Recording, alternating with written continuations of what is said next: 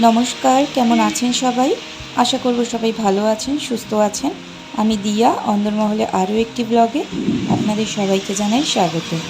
আজ সোমবার, সকাল বাজে ওই 10:30। এদিকে আকাশ কালো করে চলে এসছে বৃষ্টি। তবে এই বৃষ্টিটা দেখে একটুও মন্দ লাগছে না, কারণ এই এত প্রচণ্ড গরমের পরে এই বৃষ্টিটাই কাম্য ছিল।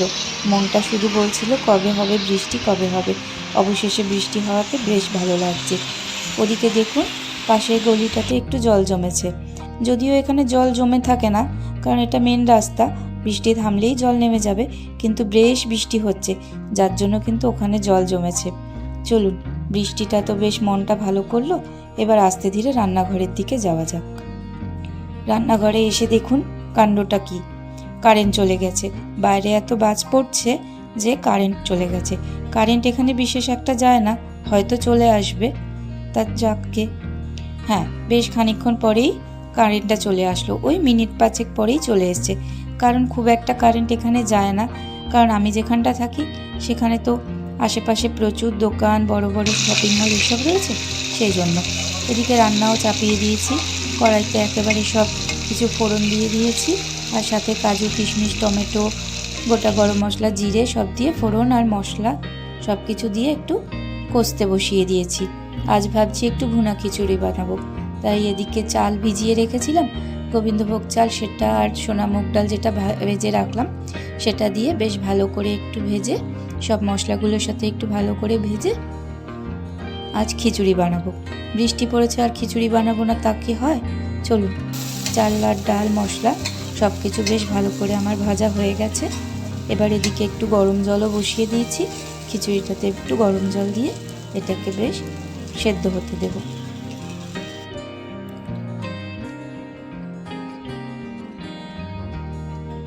এই যে জল দেওয়া আমার হয়ে গেছে।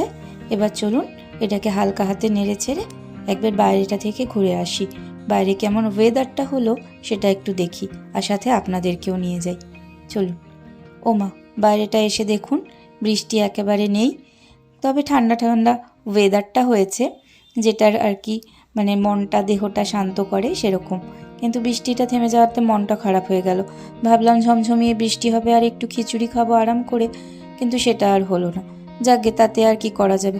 খিচুড়ি তো আমি বৃষ্টি দেখেই রান্না বসিয়ে দিয়েছিলাম, তা যাই, এখন সেটাই দিয়ে দুপুরে খাওয়া দাওয়া সারি। চলুন, বৃষ্টিটা তো থেমে গেছে যথারীতি, রাস্তাঘাটে আবার করে গাড়ি ঘোড়া সব কিছু চলা শুরু হয়ে গেছে। এরই ফাঁকে চলুন একটু ঘরে যাওয়া যাক। ঘরে গিয়ে দেখি জিজো কি করছে। জিজোকে এসে দেখছি জিজো পড়তে বসেছে। সে একটু তার স্কুলের যে হোমওয়ার্কগুলো রয়েছে সেগুলো করছে। সকালের দিকটা তো আমি পড়াতে বসতে সেরকম একটাভাবে পারি না, সংসারের কাজ, রান্নাবান্না সেই সব থাকে, তাই জন্য সকালবেলায় তার হাতের লেখা, ম্যাথস এই সমস্ত টুকটাক দিয়েই পড়তে বসানো হয়। যদিও পড়তে তার একদম ভালো লাগে না। গরমের ছুটি পড়েছে প্রায় 5-6 দিন হয়ে গেছে, কিন্তু পড়াশোনার সাথে বই খাতার সাথে সম্পর্ক ওই 5-6 দিন ধরে বন্ধ। তার মাঝে একটু জ্বরও হয়েছিল, শরীরটা ভালো ছিল না, তাই আজ সকাল সকাল বকাঝকা দিয়ে বসিয়েছি। যাকগে, সেসব কথা থাক। এদিকে আমার খিচুড়িটিও প্রায় হয়ে গেছে। এবার এতে গরম মশলা, ঘি দিয়ে দিয়েছি, আর ঘরে একটু ধনে জিরে গুঁড়ো ভাজা মশলা ছিল সেটাও একটু দিয়ে চলুন আবারও একটু আপনাদেরকে নিয়ে বাইরেটা চলে আসলাম। বাইরেটা ওয়েদারটা এতই সুন্দর লাগছে যে মনে হচ্ছে আপনাদের সাথে বারবার করে শেয়ার করি। চারিদিকটা একদম ঠান্ডা সুন্দর একটা পরিবেশ, তারই সাথে দেখুন আশপাশে গাছপালাগুলো একেবারে সবুজে সতেজ হয়ে উঠেছে। এরপরে স্নান টান করে চলে এসেছি একটু পেঁয়াজি ভাজতে, দুপুরে গরম গরম খিচুড়ির সাথে খাবো। সবাইকে তো প্রায় খেতে দেওয়া কমপ্লিট, এবার নিজের জন্য একটু খাবারটা বেড়ে নিই। খিচুড়ি নিয়ে নিলাম, এর সাথে নেব একটু তরকারি।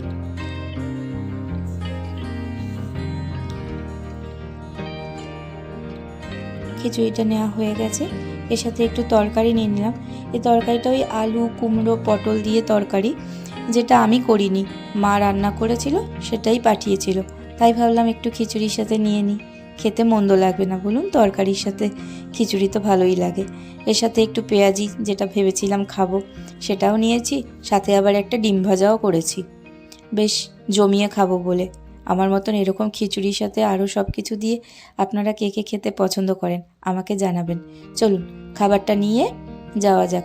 আজকে আর ডাইনিং টেবিলে বসে খাবো না, আজ ভাবছি একটু বারান্দার চেয়ারে আরাম করে পাটা তুলে বসে, এদিকে জানলা দিয়ে বেশ ঠান্ডা হাওয়া আসছে, এই ঠান্ডা ঠান্ডা হাওয়াটা উপভোগ করতে করতে খাবো। এসির হাওয়া, ফ্যানের হাওয়ার থেকেও আমার কাছে এই বাইরের ঠান্ডা হাওয়াটা বেশ আরামদায়ক। খাওয়া দাওয়ার পরে একটু ভাত ঘুম দিয়ে সন্ধেবেলা সন্ধে টন্ধে দিয়ে বাইরেটা আসাতে আকাশের দিকে তাকাতেই আকাশটা এত সুন্দর লাগছিল যে মনে হলো আপনাদের সাথেও একটু শেয়ার করি। তাই ওই চাঁদটা দেখানোর জন্য ফোনটা আবার হাতে নিয়ে নিলাম। এদিকে সন্ধ্যাবেলা জিজো খাবারের জন্য বায়না করছে, কিছু সন্ধে হলেই তার মুখরোচক খেতে ইচ্ছে করে, কি যে রোজ রোজ করে দেব বুঝতে পারি না। তাই একটু ম্যাগি সেদ্ধ করে নিয়েছি আর একটু ঠান্ডা জলে ধুয়ে জল ঝরাতে দিয়েছি। এদিকে নিয়ে নিলাম একটা বাটিতে একটু আলু সেদ্ধ, আলুটা মাইক্রোওভেনে একটু সেদ্ধ করে নিয়েছিলাম। এর সাথে বেশ কিছুটা পেঁয়াজ কুচি, তার সাথে পরিমাণ মতন একটু নুন, ম্যাগি মশলা, ধনে গুঁড়ো, জিরের গুঁড়ো, তারপরে একটু মিষ্টি, সব কিছু দিয়ে বেশ ভালো করে, ও একটু ধনে পাতা কুচি, একটু কাঁচা লঙ্কা কুচি, এই সমস্ত দিয়ে একটু ভালো করে মেখে ভাবছিলাম একটু পকোড়া বানাবো, সেটাই করলাম। যদিও আমি এই রেসিপিটা আপনাদেরকে শেয়ার করলাম, আপনারা যদি কোনো সময় এই রেসিপিটা বাড়িতে ট্রাই করেন তাহলে নুনের পরিমাণটা একটু কম দেবেন, কারণ ওই ম্যাগির টেস্ট মেকার মানে যেটা মশলা, ওটাতে একটু নুন মিষ্টি তো দেওয়া থাকে, তাই নুনের পরিমাণটা সেটা বুঝে দিলেই ভালো লাগে খেতে। নাহলে কোনো জিনিসের খাবারের যদি নুন বেশি হয়ে যায় তাহলে তো সেটা ভালো লাগে না। সেই জন্য যাকে আপনাদের সাথে কথা বলতে বলতে আমার সব কিছু দেওয়া কমপ্লিট। এবার একটু ভালো করে এটাকে মেখে তারপরে এর মধ্যে সেদ্ধ করে জল ঝরিয়ে রাখা যে ম্যাগিটা, সেটাকেও দিয়ে একটু ভালো করে হালকা করে মেখে নেব। ম্যাগিটা দিয়ে হালকা করে একটু মেখে বেশ ছোট ছোট করে বলের মতন বা চ্যাপটা চ্যাপটা যেটা আপনাদের সুবিধা সেরকম ছোট ছোট করে শেপ দিয়ে ভাজতে পারেন। এটা বেশ ডুবো তেলে ভাজলেই ভালো লাগে, কিন্তু আমি আর আজকে ডুবো তেলে ভাজলাম না, আমি একটু অল্প তেলেই ভাজলাম, কারণ দুপুরে একবার পেঁয়াজি খেয়েছিলাম, এখন আবার তাই ভালো লাগছিল না, তাই অল্প তেলেই ভাজলাম। যাকগে আমার সব কিছু ভাজা হয়ে গেছে সবগুলো। এর মাঝে যেগুলো ভেজেছিলাম আরও কয়েকটা ভেজেছিলাম, যেগুলো জিজোকে খেতে দেওয়া হয়ে গেছে, জিজো নিয়ে চলে গেছে। আর এদিকে একটু গরম গরম চা করে নিয়েছি, এটা দেবো জিজোর বাবাকে, কারণ চাটা আমি খাই না, চা খেতে আমার ভালো লাগে না, তাই জন্য চাটা আমার জন্য না। এই সব কিছু নিয়ে চলুন জিজোর বাবাকে দিই। আজকের ব্লগটা এখানেই শেষ করলাম। ভালো লাগলে প্লিজ লাইক, কমেন্ট, শেয়ার করে